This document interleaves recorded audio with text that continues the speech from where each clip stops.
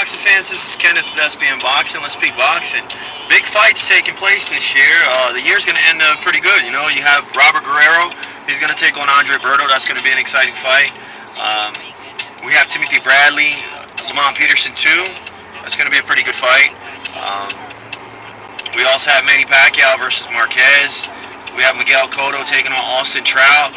We were seeing, I haven't heard too much about Canelo Alvarez. Canelo Alvarez was saying that he might squeeze in a fight in December, but if not in December, he's going to take on someone on May 4th.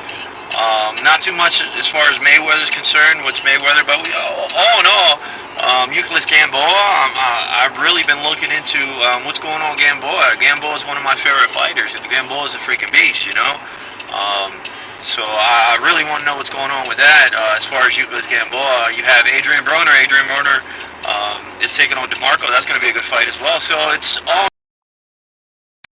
good to see more and more young and upcoming boxers coming up and breaking stardom and putting on a good performance. You know, Rios put on a hell of a performance. I know his last fight against Abril, he didn't look too good whatsoever.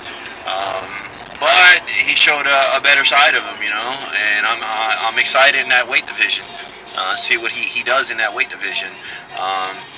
But all in all, guys, quick recap before I head to the office, head to work.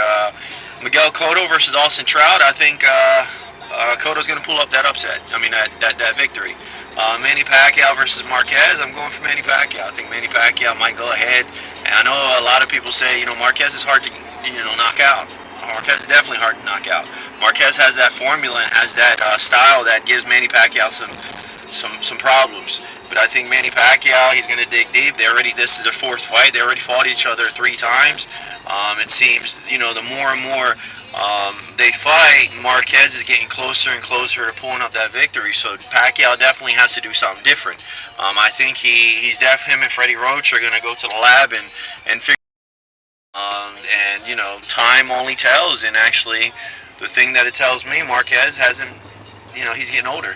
He's definitely getting older, so I think Marquez finally might hit the canvas, and my referee might have to stop this one. I see Pacquiao winning KO.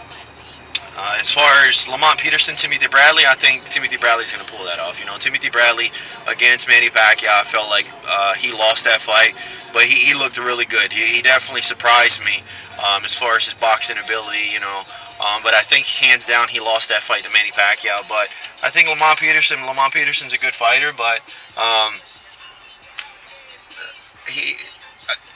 there's no way you go from Manny Pacquiao to Lamont Peterson. Lamont Peterson is definitely going to be the aggressor. He's going to come in like the first fight, and I just don't see Lamont Peterson pulling off this victory whatsoever. So I would have liked to see Devin Alexander take on Timothy Bradley, but hey, that fight didn't happen. That would have been a better fight than Lamont Peterson.